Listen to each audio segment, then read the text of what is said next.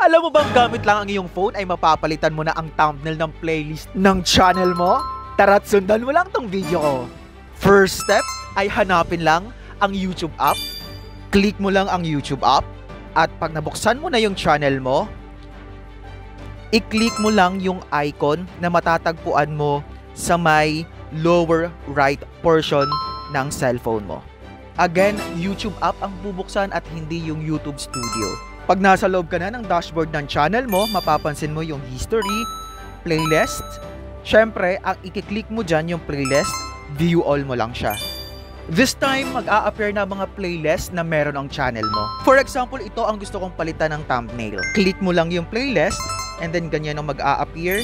Merong parang pen sa taas, i-click mo lang din yan, and then may options. Choose from the gallery, take photo, create with AI, or remove custom image. Pero since meron naman akong gawa, I choose from library. So, click mo yung choose from library. Then from that, mag-a-appear na yung mga nagawa mo or available na images na pwede mo siyang ilagay doon sa playlist mo. Just click, and then, pag nag-appear na siya dyan, click mo lang din uli yung done na makikita naman sa upper right corner ng phone mo. And then, voila! Na-change mo na ang thumbnail ng playlist mo to look your playlist most attractive and clickable. Just pull down to refresh and then that's it. You're done. Thanks for watching and please, wag pong kalilimutan i-like and share. Maraming salamat po. Mwah!